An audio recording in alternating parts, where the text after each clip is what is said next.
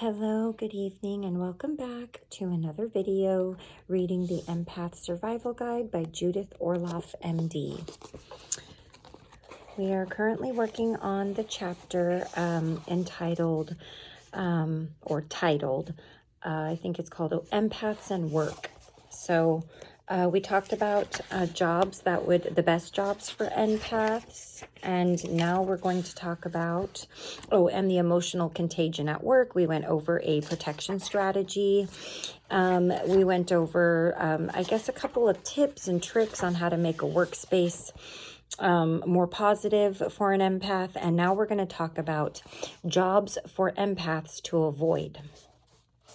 One of the best ways to take care of your energy is to choose work that enhances your unique empathic gifts and to avoid draining jobs.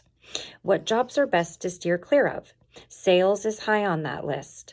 Not many empaths enjoy being salespeople, especially if they're introverted.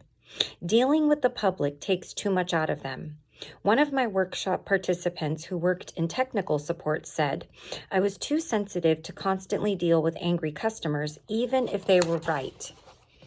Like many sensitive people, she picked up on people's anger and stress, which felt overwhelming. Another empath told me, "Being a cashier at Walmart nearly gave me an anxiety attack.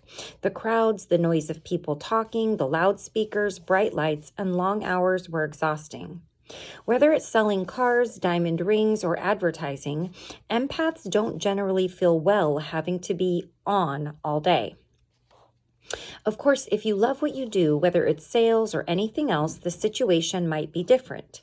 One empath told me, "I can sell the merits of my professional pet sitting business to anyone because I love it and believe in the benefits, but I can't sell a glass of water to a guy dying of thirst in the desert." Passion for your work can motivate you to overcome obstacles. Other stressful careers for empaths include public relations, politics, executives who manage large teams, and being a trial attorney. These high-intensity professions value extroversion, the ability to engage in small talk, and an assertiveness or aggressiveness rather than being soft-spoken, sensitive, and introspective. They typically require responding to hundreds of daily emails and many phone calls, which can be overwhelming and anxiety-provoking for empaths. Preschool teachers and childcare workers must cope with the chaos and noise of crying babies and toddlers, which can also be draining, not to mention being a middle school vice principal. The mainstream corporate world is problematic too. The "this is how it's done" corporate mentality is difficult for empaths, including myself. That response has always frustrated me because there's nowhere to go with it, and it clearly doesn't value an individual's needs. Empaths are independent thinkers who question the status quo when something doesn't feel right at work. They like to know the reasoning behind a decision so that they can make sense of it in their gut. Plus, regular team meetings and power-hungry teammates are draining for empaths. I'm sorry if you hear scratching and stuff. It's my cat. He's playing. Plus, I already read that. Okay, let me move on here. Many empaths prefer not to travel for their jobs because of hectic airports, crowds, and strange hotels. But if travel is part of an empath's work, they need to practice self-care. One patient who runs online courses and attends many work-related conferences has dinner alone in her room to refuel herself. Another empath who often drives to different cities for her aromatherapy business told me, "My alone time comes on the road and in my hotel at night. I always pack candles for the room. During a longer stay, I buy flowers to make my room homey." A friend who is a flight attendant told me, "I adore travel, but I have to stagger my trips rather than planning them back to back.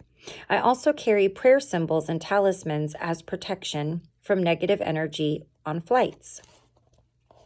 If you need to fly for work, you might want to get a pair of noise-canceling earbuds. One patient says, "I use them to block out the crying children who are inevitably seated next to me." You will find additional tips for travel in Chapter 2. Even if your job is not ideal and you can't leave it, you can improvise and find solutions that make your situation more comfortable.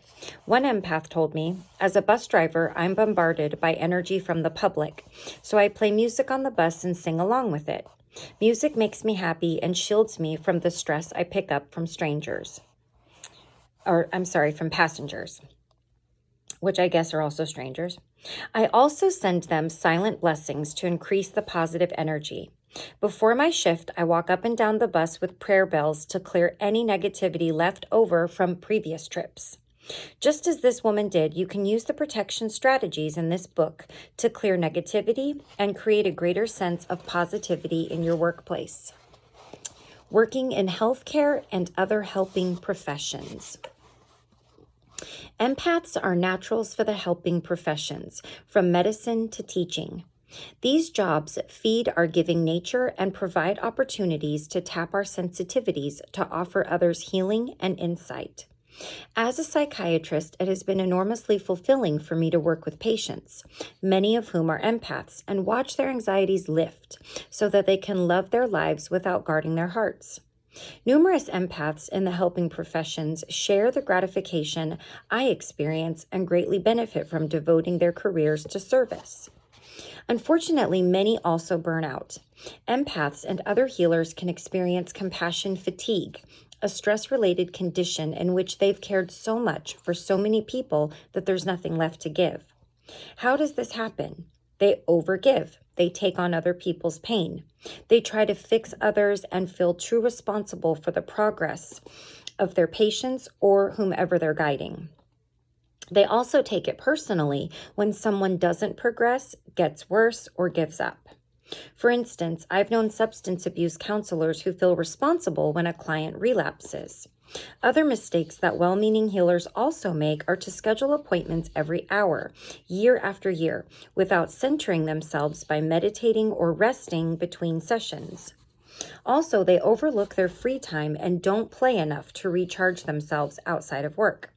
When empathic people neglect self-care, it's hard for them to survive in the helping profession, let alone feel the joy of giving. One college student at my intuition workshop asked me, "Are empaths too sensitive to be in the healing arts? My desire to be of service conflicts with my desire to protect my energy.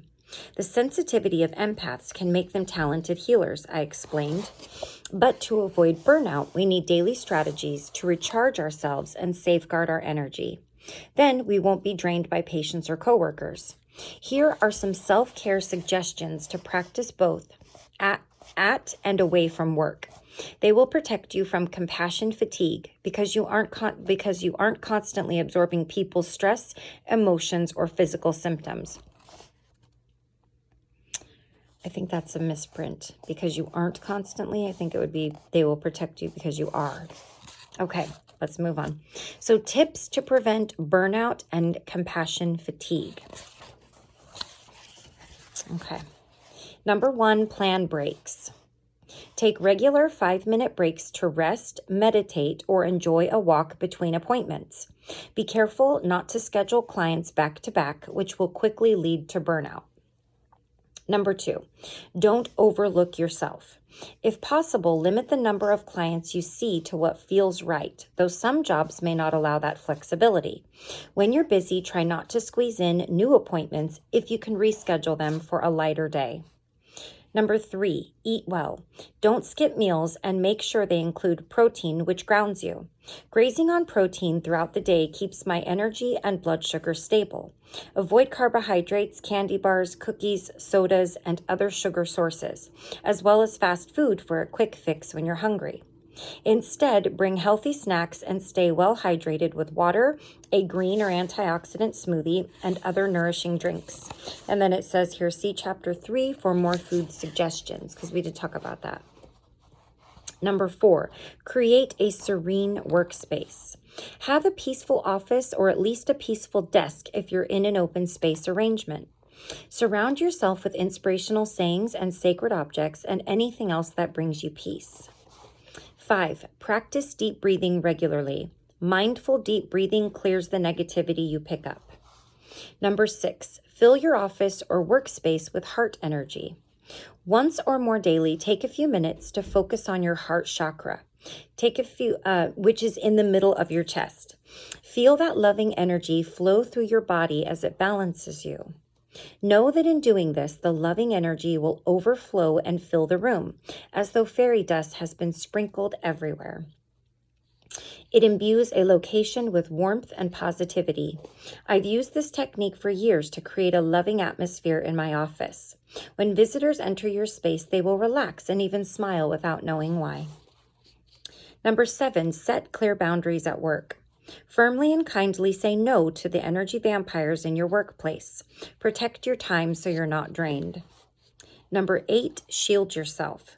In stressful situations, or if you are picking up someone else's emotions or symptoms, picture a shield of white light all around you that protects you and allows in only what is positive. This strategy works well for all healthcare professionals, including massage therapists, physical therapists, and other body workers who are vulnerable to absorbing their patients' pain through physical touch. One dentist told me he uses this shielding technique to protect himself from absorbing his patient's anxiety about a procedure. Shielding doesn't reduce your sensitivities or your ability to connect with those you're helping. It simply prevents their stress and anxiety from affecting you. Number 9, detoxify in water. Take Epsom salt baths or shower after a long day to wash away the stress and pain you might have absorbed. Number 10, have fun outside of work. Allow regular time for play and recreation. Walking in nature while you enjoy flowers, plants, birdsong, and the rest of the natural world can revive your joy. Rather than thinking about patients or obsessing about job-related problems, be fully present during your play and recreation time. The more you use these strategies, the more energized you'll feel and the less prone you'll be to burnout. Then you can really feel the passion and thrill of helping others. One empath who usually loves running an assisted care facility for seniors was on the verge of burnout until she started to use the shielding visualization. Once she stopped absorbing the ever-present stress in that setting, the joy in her work returned.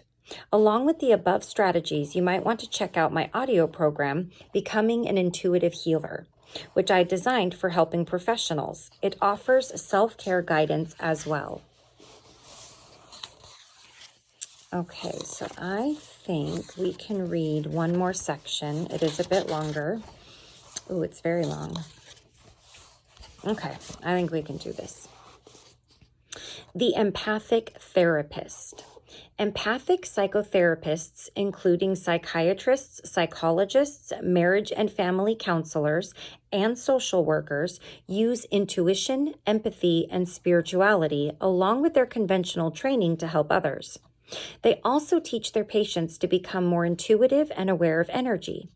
These therapists may be empaths, highly sensitive people, or practitioners who want to develop their empathic skills. The advantage of working with highly sensitive or empath therapists is that they can see more, feel more, and intuit more about their patients, which enhances the psychotherapy process. We can connect with intuition and spirit, which helps us guide the people we are blessed to treat.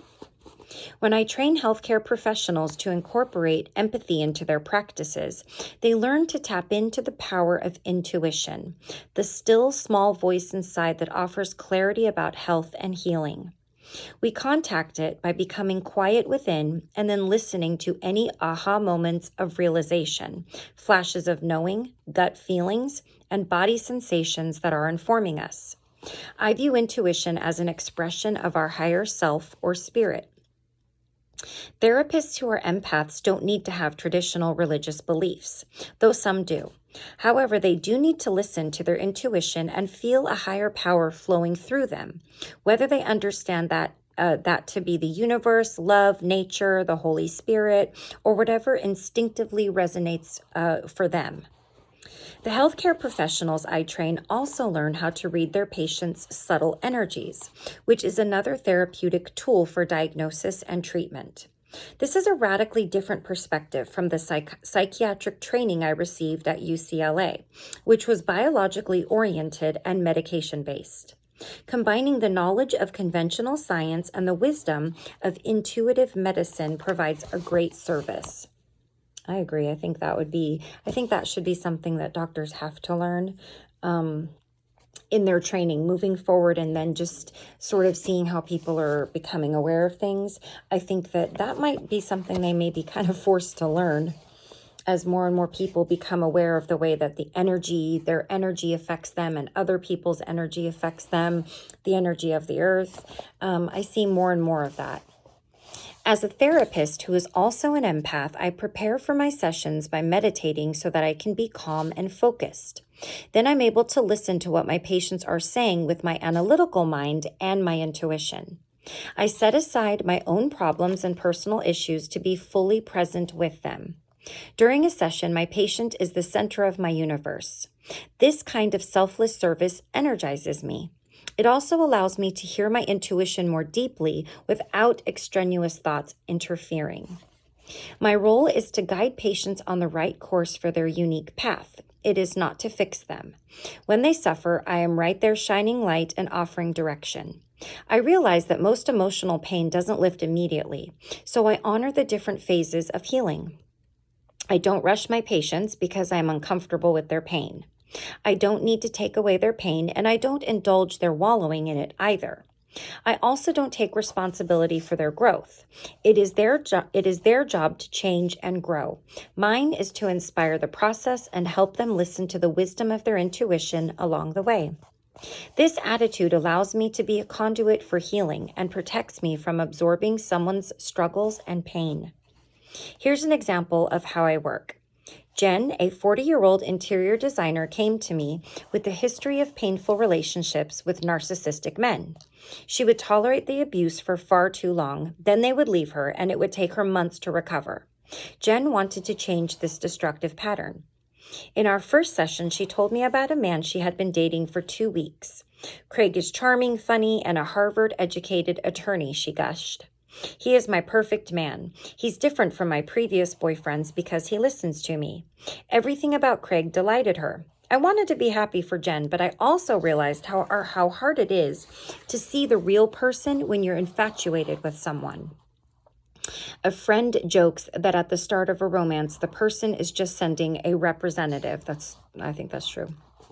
As I tuned in to Craig, I received loud intuitive warnings that their relationship would be painful for her.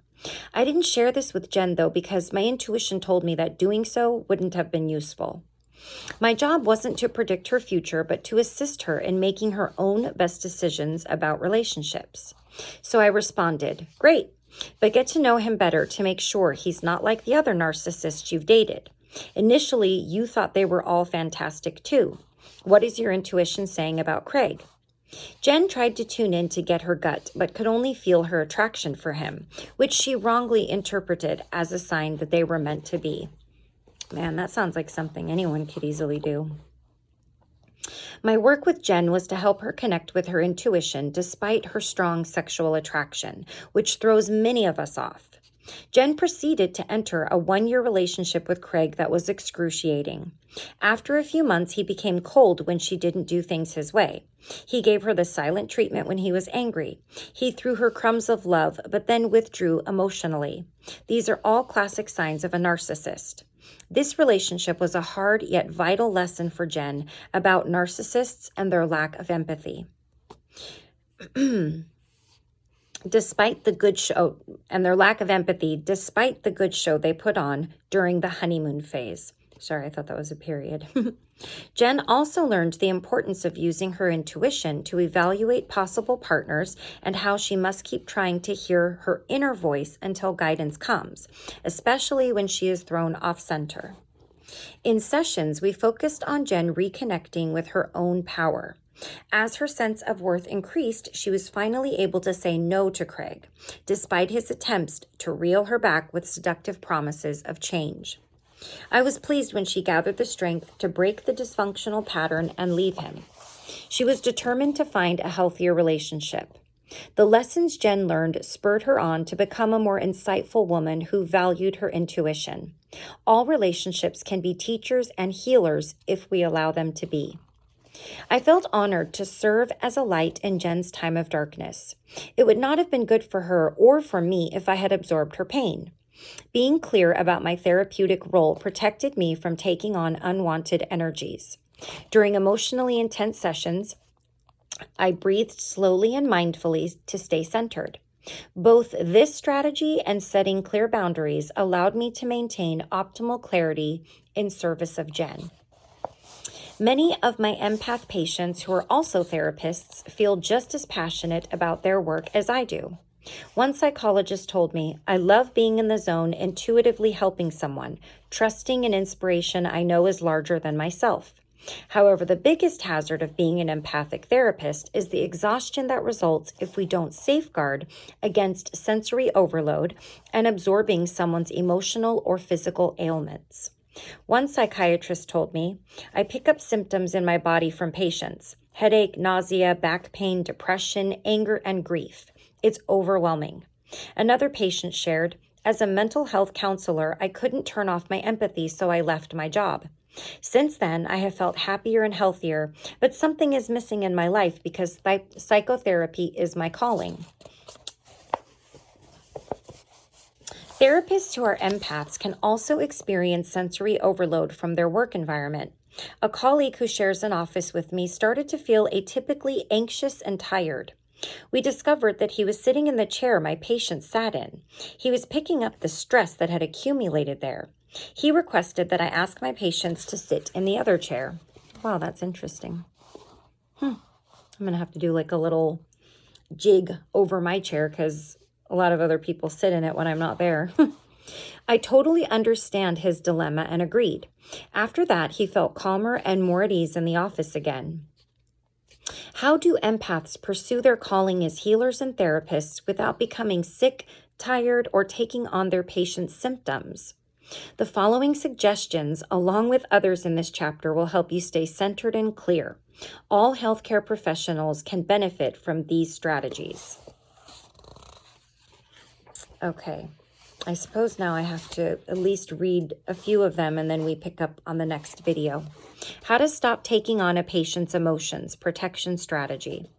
Adjust your attitude. Don't become a martyr. Your role is to be a guide for your patients, not to take on their pain or remove it. When you're clear about this, you'll enjoy your work more and excel in it. Identify 3 obvious differences between you and your patient.